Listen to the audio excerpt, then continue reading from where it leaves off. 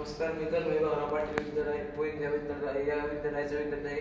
तर आम्ही एक प्रयोग केला आहे, तो तुम्हाला या ठिकाणी त्याचा विषय आम्ही सांगणार आहे. मल्चिंग पेपर वापर व पाष्टीचा वापर तुलनात्मक अभ्यास. म्हणजे आम्ही मल्चिंग पेपरचा आणि पाष्टीचा तुलनात्मक अभ्यास केलेला आहे.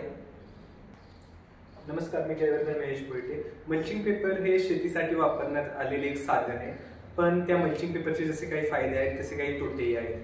मग त्या मल्चिंग पेपरचे जे तोटे आहेत त्यावर आपण उपाय म्हणून इथे पाचटीचा वापर करून कशा प्रकारे आपल्याला शेती करता येऊ शकते त्याचा आपण अनुभव घेणार आहोत.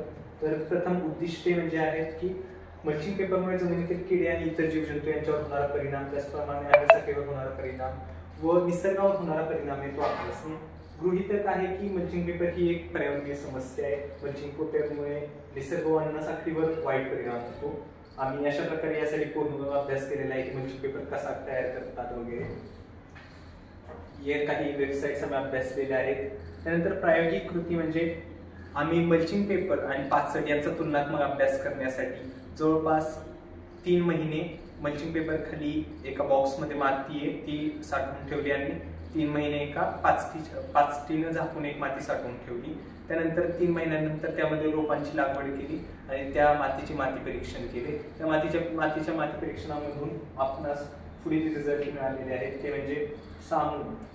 यामध्ये आपल्याला मल्चिंग पेपरचा 8.1 आणि 7.7 जेवढा सामू 7च्या जवळ असेल तेवढा तो चांगला असतो. त्याचप्रमाणे सेंद्रिय कर्ब म्हणजे आपल्या ह्युमसचे जे प्रमाण आहे ते आपल्याला पाचटीमध्ये जास्त आढळून येते. स्फुरदचे प्रमाण आहे तेही पाचटीमध्ये जास्त आढळून येते.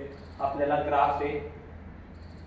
त्यानंतर इथे सर्वात महत्त्वाचा मुद्दा तो म्हणजे जलधारणा शक्ती. आपल्याला हा जो पर्पल ग्राफ आहे तो सांगतो की पाचटीमध्ये जलधारणा क्षमता आहे जवळपास 23% मल्चिंग पेपरपेक्षा जास्त आहे. त्यामुळे आपल्याला समजते की पाचटीच्या तुलनेत मल्चिंग पेपरमध्ये 23% कमी जलधारणा क्षमता आहे. त्यामुळे मल्चिंग पेपरच्या वापराने जमिनीची जी जलधारणा क्षमता आहे ती कमी होते आपल्याला असं आढळून येते.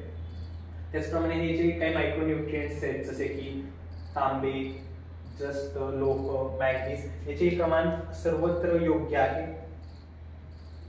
आम्ही या संदर्भ सूचीचा अभ्यास करून पुढील उपक्रम तयार केलेला आहे. यावरून आपल्याला निष्कर्ष असा निघतो की मल्चिंग पेपरमुळे मातीतील घटक व इतर जीवजंतू यांच्यावर होणार कोणताच वाईट परिणाम होत नाही, तसेच त्यांच्या वाढीवरही कोणताच वाईट परिणाम होत नाही.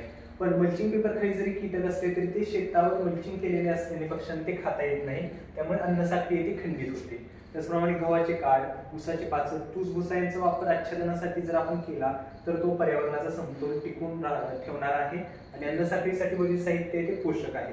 कारण मल्चिंग पेपर खाली जर कीटक व जीवजंतू असले तर ते पक्ष्यांना खाता येत नाही व एका प्रकारे अन्नसाखळी येथे बाधित होते. पर्यावरणपूरक उपाय आणि मल्चिंग पेपर वापर यांची जर तुलना केली तर पर्यावरणपूरक उपायांचा अवलंब केल्याने निसर्गाला कमी हानी होते व ते पर्यावरणासाठी पूरक ठरतात. त्याचप्रमाणे ते मातीत मिसळून मातीची जी सुपीकता आहे ती वाढते आणि पिकाच्या वाढीवर ते सकारात्मक परिणाम आपल्याला आढळून येतात. धन्यवाद.